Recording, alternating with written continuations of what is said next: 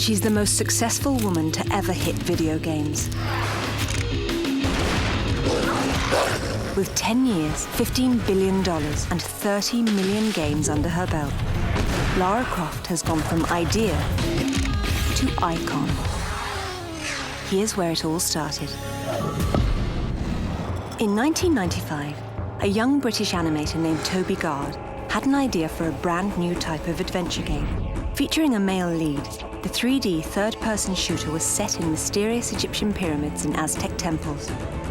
The original idea for Tomb Raider was to make a game like actually an interactive movie.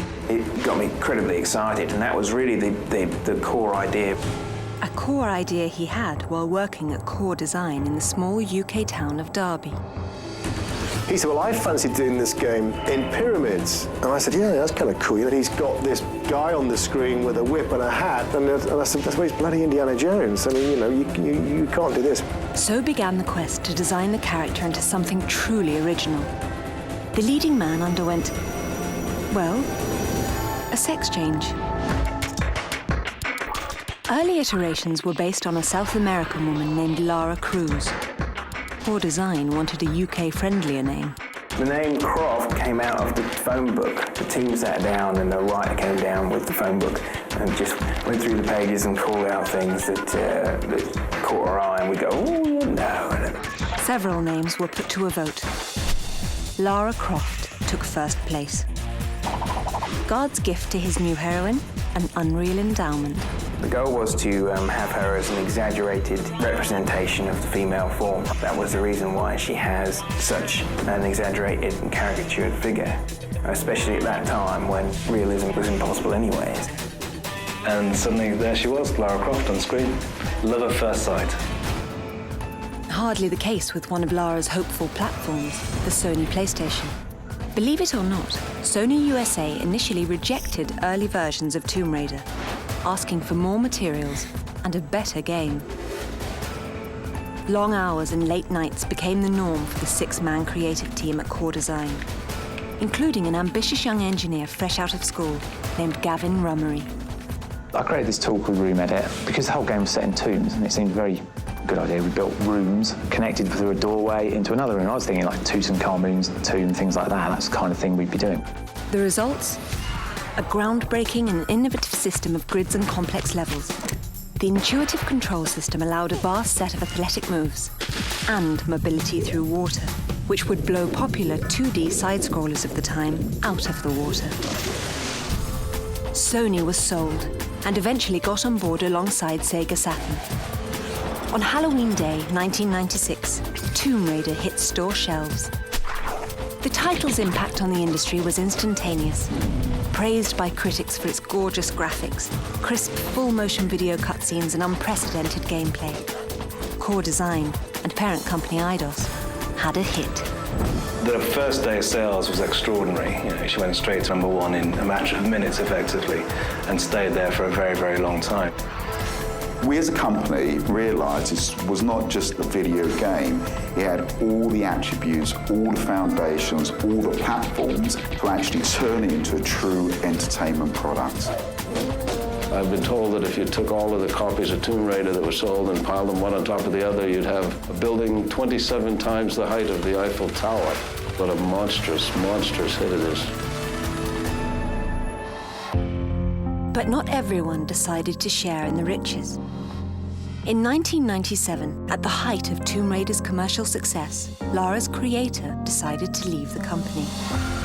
Because a character like Lara Croft is essentially an asset for a company, there's always going to be opportunities for sorts of cross-promotional stuff. I certainly had a major problem with the way that Lara was being portrayed in the beginning of the franchise. I don't think that the character would ever get into Maxim-style poses. Lara was his baby, and then people got on top of it, and they suddenly went, right, we're going to do it this, we're going to do that. And he really resented that, and he really didn't like that. That really upset him a lot. With 7 million units of Tomb Raider sold, Eidos knew the show had to go on. Designers at Core instantly began work on a sequel. Toby was gone, but the question remained. Would Lara work without her creator?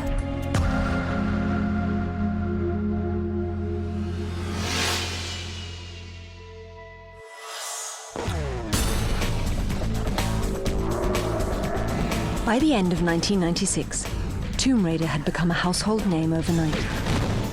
The pressure was on. Without the help of Lara's creator, Toby Gard, Core Design had to deliver a new Lara and a series of action-packed sequels living up to the first game. In 1997, a new deal making Tomb Raider a PlayStation exclusive title provided a big boost for the franchise. It didn't hurt at all to have the first console to ever ship 100 million units on Lara's side. A success like Tomb Raider becomes sort of the holy grail of anybody setting out to write a game. Being exclusive to PlayStation allowed us to do a lot of advertising on behalf of the title. Tomb Raider helped PlayStation a lot, and in a way, PlayStation helped Tomb Raider a lot. In Europe, PlayStation is really the platform of choice. The character identified as a PlayStation icon was good for both parties. On October 31st, 1997, Eidos launched the much-anticipated follow-up, Tomb Raider 2. This time, Lara had to hunt down an ancient Chinese artifact, which was also being chased by evil crime kingpin Marco Bartoli.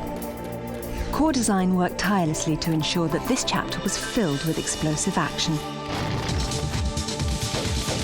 Tomb Raider 2 was insane from my own personal point of view. I was working pretty much 24/7 for 6 months. Hard work paid off.